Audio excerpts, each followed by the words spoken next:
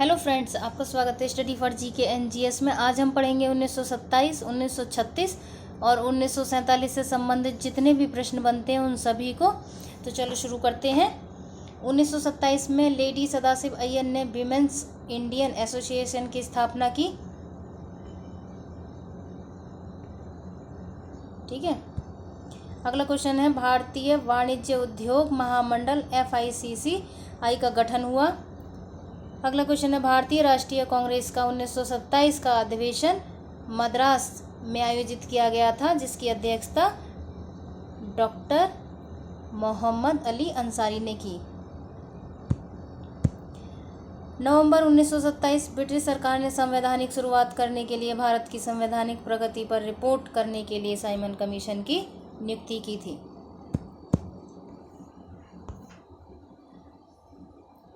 अब हम देखेंगे 1936 से संबंधित प्रश्न।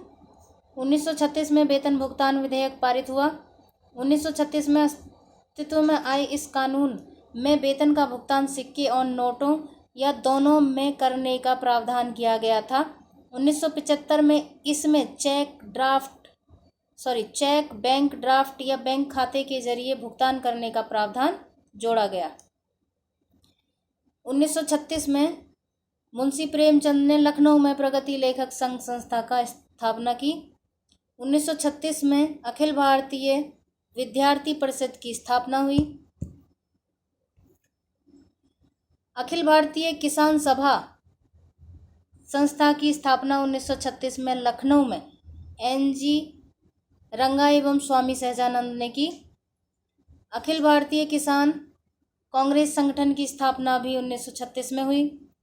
ओडिशा राज्य की स्थापना हुई 1936 में। ओडिया बोलने वालों को एक राज्य ओडिशा, और 1 अप्रैल 1936 को ब्रिटिश भारत के एक प्रांत के रूप में स्थापित किया गया। इसे 1 अप्रैल 1936 को उड़ीसा बिहार से अलग हुआ। लखनऊ कांग्रेस अधिवेशन 1936 की अध्यक्षता जवाहरलाल नेहरू ने की थी। 1936 में अंबेडकर ने स्वतंत्र लेबर पार्टी की स्थापना की थी। अब जानेंगे हम 1947 से संबंधित प्रश्न। Trade union amendment act of 1947 कानून के द्वारा कर्मचारियों में व्यापार संघ की प्रमाणिकता अनिवार्य करवाई थी।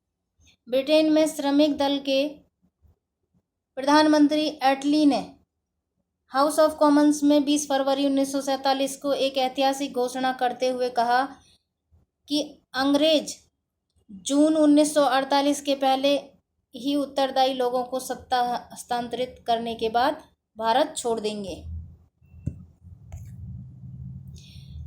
इसी ऐतिहासिक घोषणा को एटली की घोषणा से नाम से जाना जाता है, जो कि 20 फरवरी 1947 को की गई।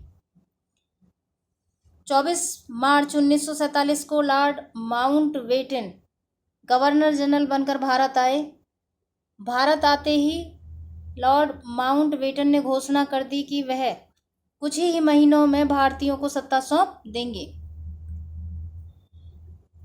अगला है, लॉर्ड माउंटबेटन ने 3 जून 1947 को घोषणा की कि भारत की समस्याओं का एकमात्र हल भारत का विभाजन है, और इसी भारत के विभाजन की माउंटबेटन योजना 3 जून 1947 को मानी जाती है। उसके बाद है 14 जून 1947 को कांग्रेस के दिल्ली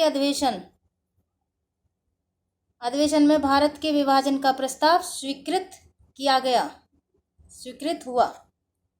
इस अधिवेशन के अध्यक्ष कौन थे? इस अधिवेशन के अध्यक्ष थे JB कृपलानी। भारत का विभाजन माउंटबेटन योजना भारतीय स्वतंत्रता अधिनियम 1947 के आधार पर किया गया।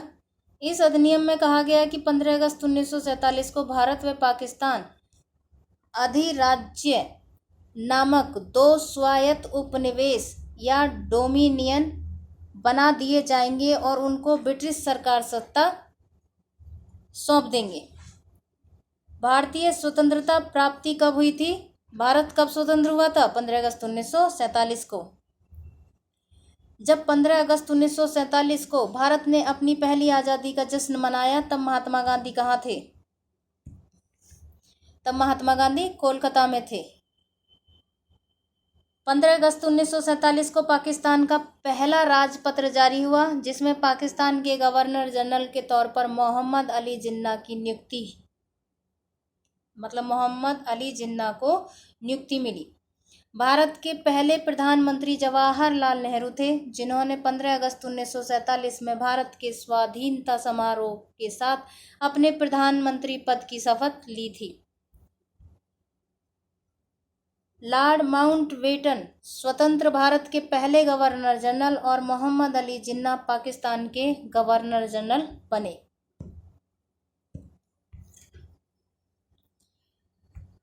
भारत के संविधान निर्माण हेतु संविधान सभा की स्थापना के समय भारत का गवर्नर जनरल आर्चीबाल्ड बेवेल थे।